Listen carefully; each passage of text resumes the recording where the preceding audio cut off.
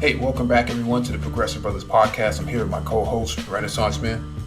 Welcome back everyone. Please like the video, subscribe to the channel, hit the notification bell so you can get all the updates to the Progressive Brothers podcast. Also, you make sure you follow us on Twitter at brothers_podcast. This is episode 74. So today's topic is about the Arizona audit. Renaissance, what's your take on the Arizona audit and what exactly is the audit? My take is I was actually quite surprised. What is the audit though? Wait, say it again. What is the audit? Oh, the audit. Oh, okay. So the audit, basically, as you know, Trump Arizona was kind of a shocker. It was called as a loss. So he and I guess the GOP raised money, private donations as well, and basically called in this company called Cyber Ninjas. This is a company that pretty much has no audit experience prior. I believe they're based out of Florida, but they came in doing a hand recount as well as like examining ballots with like photo violet technology, something along those lines. Basically, I thought it was a dog and pony show to just basically continue to cast doubt on the election. So with the report coming out, they basically came out and said, hey, the Maricopa County recounts that they already had previously, they were correct, and Biden actually won by a slightly larger margin than they anticipated. Than they originally projected. That was sort of surprising for me. I mean, don't get me wrong. I've read that there are some issues with their reports, but because this is sort of a partisan hack type of company, like the founder of the company, they literally traced, I believe it's his Twitter account where he was posting, stop the steal, election fraud, pro-Trump type of rhetoric. So I expected a very, very biased report that was going to try to reinforce that narrative. So to that extent, I'm a little bit surprised. I'm surprised that they allowed the company to actually engage in the audit itself. If you have, leadership within an organization that's supposed to be in charge of the audit, engaging in all types of conspiracy theories about the electoral process, I would say that disqualifies them. But it seems to me that they allowed, this organization to actually engage in the process of the audit itself. And so, what I find interesting is that Biden actually got more votes based on the count that we did not know about previously in the November process, right? And so there's been at least 3 audits so far, right? You had state, you had the second round of recount, and then you had this. And they found more. The same company that says, stop the steal and all of the funny business that went on in the in the voter process actually found more votes for Biden than they found for Trump. Yeah, and there's even actually been, now this is sort of came through, there's actually calls by the Maricopa County Republican Party calling on the chair, her name is Kelly Ward, to actually resign because, she's made comments sort of suggesting that, there was fraud, the election was stolen, that whole thing. To me, also, one thing that popped in my head the other day was how much money has been wasted in this whole fiasco. I believe I saw a number of like $6-7 million just for the audit itself. But when you start talking about the court cases and the lawyer fees, all the things associated with it, and no one really has any tangible proof.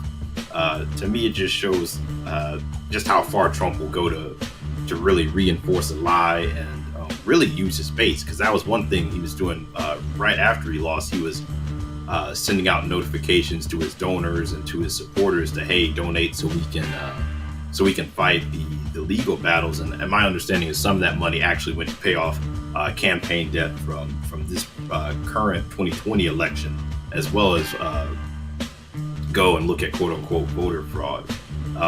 But it like I said, it just shows the extent that they will go to just to try to keep this going, and to a certain extent I'd say it's working for at least the hardcore GOP base, this audit really isn't going to mean much to a lot of Trump supporters. For whatever reason, they'll find ways. I mean, I was listening to someone who was already talking about databases being hacked, or people sneaking in ballots.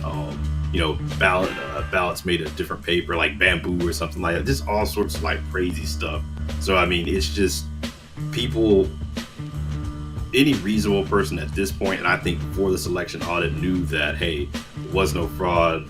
This is just a dog and pony show. And for people who still believe that this audit really didn't do much for them, in my opinion. Well, I slightly disagree with that, because when you have politicians who are hanging their credibility on the idea that, Biden is not the actual president, because of fraud, right? This audit, kind of soils all their credibility, going into 2022, because now they can't use the idea that there is fraud, right? There is some kind of like mysterious foreign force or domestic force that's hacking the ballots or something like that. You can't use that anymore, because the new process is going to be, if you find that there is something nefarious in the voting process, then we'll have to do a recount. They don't really want to have to do a recount if it's going to prove that they're wrong and that they actually, their opponent actually got more votes. Because now who's to say that, Nina Turner, right, can come out and say, let's recount the ballots for her. And potentially she could end up being, congressperson or how. But I'm sticking to the point about Trump, is that his supporters, I'm saying those constituents in Congress and Senate, they can no longer ride on that claim that there's nefarious activity going on in the ballots and the electoral process. So now, what is the next step? Oh, I think they're still going to proceed with trying to do audits like this. I think in other states, the only thing that I think that may hold some of that up is, I think you just mentioned it a second ago. You were saying, how does this firm that basically has no audit history, very pro-Trump firm, to me, it's a security risk just giving them actually access to the ballots. Like putting this company that has no experience in, doing election audits and just handing over, the documentation to them and expecting them to handle them correctly and do, not do anything nefarious on their end. That was shocking to me that they were even allowed to do that. So I would hope that in some of these other states, there would be more pushback against, who's actually allowed to come in and actually, handle ballots and actually conduct something like this. Because you got to have expertise, and you got to have, people who are trustworthy. Because, I mean, these people were talking about, like I said, using photogenic lights and things like that to try to see, like, if ballots were forged. And I think they were even trying to go and look at signature matching as well. So, I mean, all sorts of stuff.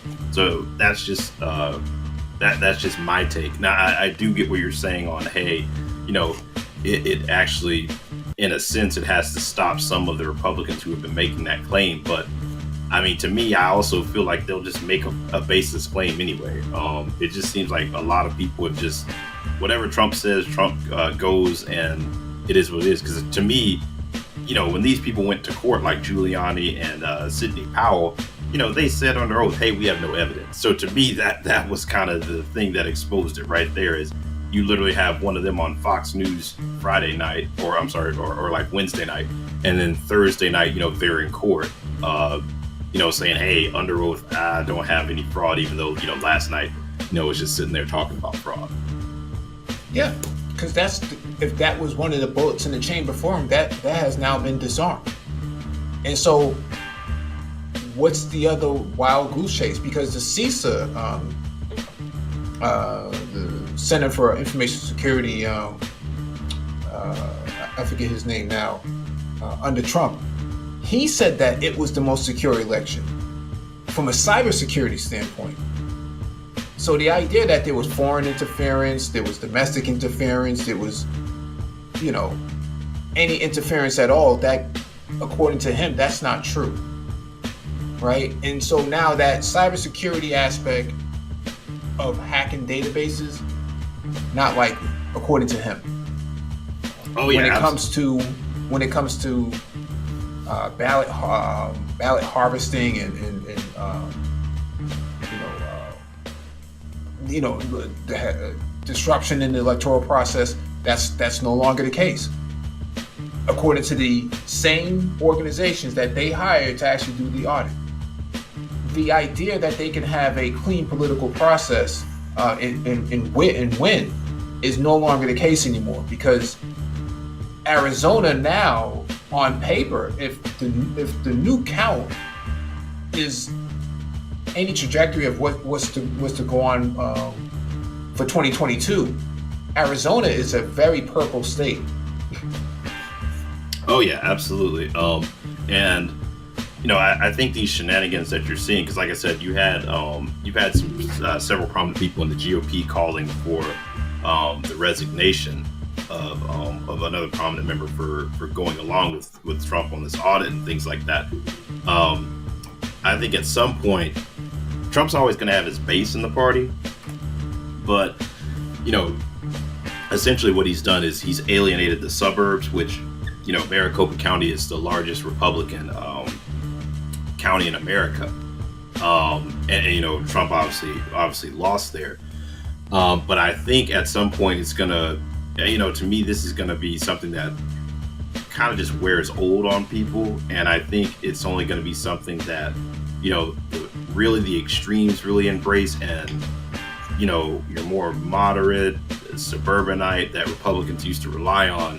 I think they're going to get more and more distance from, continuing to have these types of shenanigans, because you have to think the precedents it sets. Like just like you can pass laws and, push all these theories of election fraud and, trying to change the laws where you can overturn an election, all of that.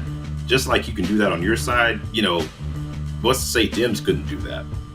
I would think that a lot of Dems would be against it just because, they've called Trump out, and it would really make them look hypocritical. But you have to think the other side of that same coin is, hey, you could be on that losing side, and do you really want to empower your enemy with that type of power as well? So that's my thought, is maybe that like I said, small portion of the base will still rally around this, but more and more moderate and more of mainstream Republicans will sort of see the danger of what Trump is really doing. But then the onus will be on them to actually prove that there's some form of fraud, right? Because now, before, you could have been like, okay, there's fraud going on, there's something going on nefarious, MTG breaking out the memes and stuff like that, with communist photos and Marxist photos and whatnot. The time for that has come and gone. Now you actually have to prove that something is actually happening under oath, because prior to this audit, there was a lot of speculation as to what was going on. Now, after the audit, you could be held on the hook for this, because the voting machine company is essentially suing people for defamation of character of the company itself. Slandering of the performance of the machines when they can't actually prove it in public, especially if they're in office. They definitely don't want to do that. But then you have the Mike Pomo guy who says, yeah, there's something going on, but actually, I got to cut this short and take a run. Have a nice day. And he doesn't want to answer any questions. Now he's not getting any commercial airtime on Fox News and some of these other outlets, because he made these wild claims, and they don't want to actually host this guy's commercial advertising if he's involved in all these allegations and accusations. So yeah, no, very true. I agree. Like I said, it will be interesting to see what the next will this just kind of settle the will this be done with Arizona, because that seems to be the most contested area. What where they go next? Yeah, you have 6 other states that can actually, maybe they might do if cyber ninjas decides that they're going to go there and actually do a recount themselves, an audit themselves, that can open up a lot of questions about the integrity of these allegations and these accusations about fraud being there in the first place. Like, share, and subscribe. Make sure you follow us on Twitter at brothers_podcast.